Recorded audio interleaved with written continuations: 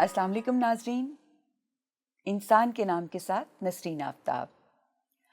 हम गुज़श्ता से पेवस्ता अपने प्रोग्राम में किए गए सवालात के हवाले से बातचीत करेंगे।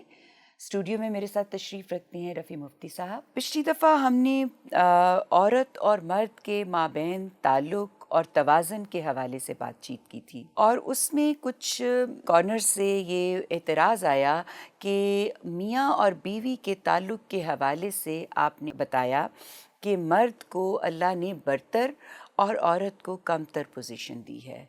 सर, इसको ज़रा आप वाज़े कर दें कि शौहर होने की हैसियत से अगर अल्लाह ने मर्द का मर्तबा ज़्यादा, दर्जा ज़्यादा रखा है, तो क्या फिर इस सूरत में औरत का दर्जा कमतर हो गया?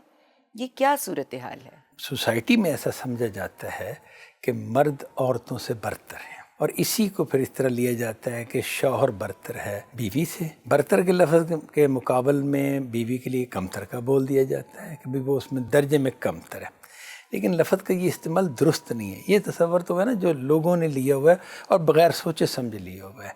ऐसा नहीं है कि वो इसकी बुनियाद में कोई दलील देते हैं या कोई ऐसी चीज़ पेश करते हैं। जो असल तसव्वुर है जिस पर तफसीली बात भी हुई थी उसमें वो ये है कि मर्द और औरत किसी भी पहलू से उनको देखा जाए तो इंसान होने में वो हर हवाले से बराबर हैं। अगर मज़हब के दलाइल को देखें तो मज़हब ने दोनों को इंसान ही मानना है। जज़ा और सज़ा का पहलू देखें तो इंसान ही मानना है। अखलाकियात का पहलू देखें तो वो दोनों मतलब बराबर हैं। इंसानियत के पहलू से देखें तो दोनों बराबर हैं।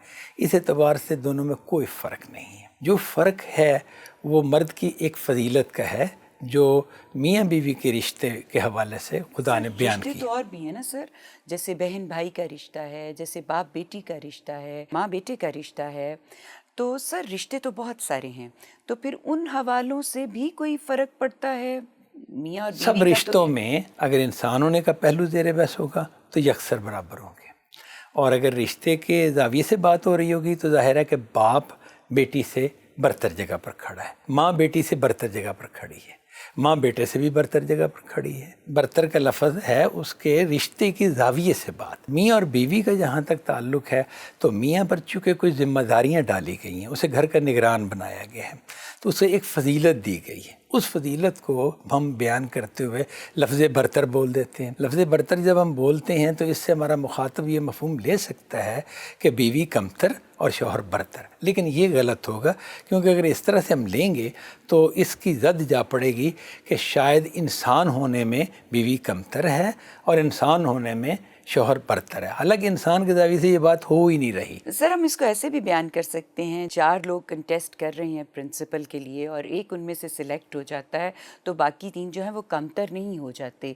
वो जिसको सिलेक्ट किया गया है प्रिंसिपलशिप के लिए वो इंसान होने की हैसियत से बाकी सबके बराबर है। या 4 लोग प्राइम मिनिस्टर के लिए कंटेस्ट कर रहे हैं तो एक जो प्राइम मिनिस्टर बन गया, बाकी 3 इंसान होने की हैसियत से उससे कम नहीं हो जाते। तो ये भी एक ख़ानदान भी एक इदारे की तरह है। उसमें भी अगर मियाँ और बीवी जो हैं वो ऐलान करते हैं कि हम मियाँ और बीवी की हैसियत से एक ख़ानदान वजूद में लाते हैं, तो फिर उसमें कुछ रूल्स तय हो जाते हैं कि भाई किसने क्या परफॉर्म करना है। उस हवाले से फिर दर्जात जो हैं अल्लाह ताला ने ख़ानदान को चलाने के लिए यकीनन ऐसा ही है। बिल्कुल ठीक बात है। हर आदमी जिन जिम्मेदारियों पर खड़ा है उन जिम्मेदारियों के एतबार से उसकी अथॉरिटी है, उस अथॉरिटी का बयान है। ये जो फजीलत के पहलू से शौहर को जो कव्वाम का लफ्ज़ बोला गया उसके लिए वो उसकी उस अथॉरिटी का, उस पोजीशन का बयान है, ना कि उसकी इंसानी फजीलत का। ये पहलू इसमें रहना चाहिए। वो फजीलत उस सीट के हवाले से है, ज़िम्मेदारी इंतज़ामिया की जो सीट है।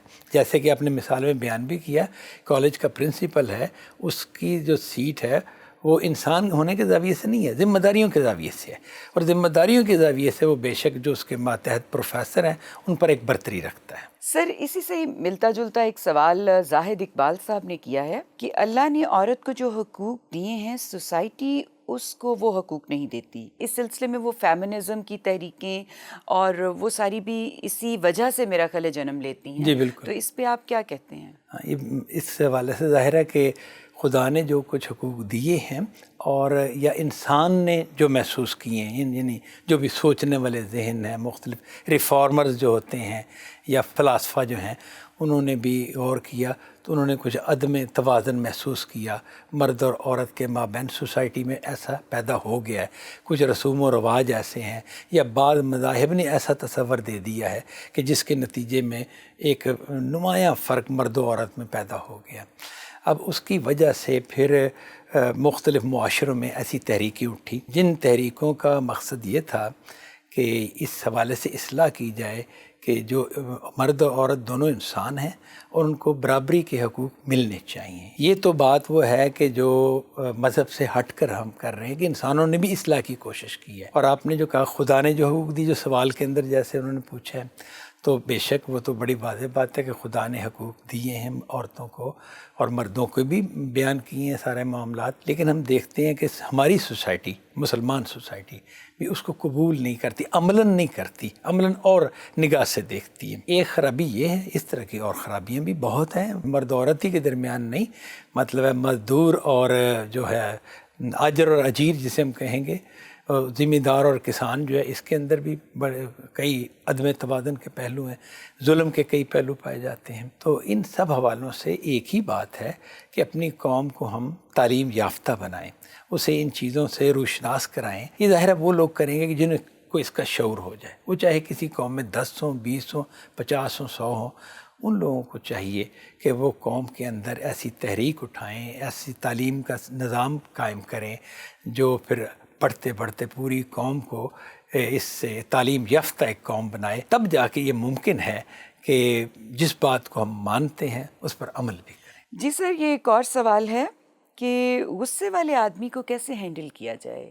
سر یہ ایک پرابلم ہے جو اکثر پیش آتا ہے لوگوں کو، اس کے حوالے سے کچھ گائیڈ کریں۔ غصہ جو ہے یہ خدا کی ایک نعمت ہے، اصولاً اگر دیکھا جائے نا تو غصہ خدا کی ایک بڑی اہم نعمت ہے۔ اگر انسان میں غصہ نہ پایا جائے تو وہ نہ اپنی حفاظت کر سکتا ہے، نہ اپنی اشیاء کی حفاظت کر سکتا ہے، نہ اپنے متعلقین کی حفاظت کر سکتا ہے۔ یعنی غصہ یوں سمجھ لیں کہ اس کے پاس قوت ہے، ایک فوج ہے جس سے وہ اپنی بقا کو قائم رکھ سکتا ہے۔ بسا اوقات ایسے بھی ہوتا ہے کہ انسان غصے میں آپے سے باہر ہو جاتا ہے، وہ اپنا کنٹرول لوز کر جاتا ہے۔ اگر اس طرح کی صورتحال ہو تو کچھ علاج تو ایسا ہے کہ وہ اگر خود کر سکے تو بہترین بات ہے۔ وہ چیز ہے جو حدیث میں بتایا گیا ہے کہ اگر ایک آدمی کھڑا ہے غصے کی حالت میں تو وہ بیٹھ جائے، بیٹھا ہوا ہے تو لیٹ جائے، اسے ایسا کرنا چاہیے۔ یہ ہوگا کہ غصے والے شخص نے اپنے آپ کو خود کنٹرول کر لیا۔ اگر وہ ایسا نہیں کر پاتا اور کوئی دوسرا اس کا مخاطب ہے، اس کے سامنے ہے، وہ اسے کیسے ہینڈل کر سکتا ہے؟ اسے یہ خیال کرنا چاہیے کہ اب مجھے اس کے سامنے کھڑے نہیں ہونا، اس کے مقابل میں نہیں آنا، کیونکہ اگر میں مقابل میں آؤں گا تو پھر مجھے یہی روپ اختیار کرنا پڑے گا، ورنہ تو مقابلہ ہو نہیں سکے گا نا۔ غصے والے آدمی کا اقدامی انداز ایسا ہوتا ہے کہ دوسرے کو بالکل وہ گرا دے گا۔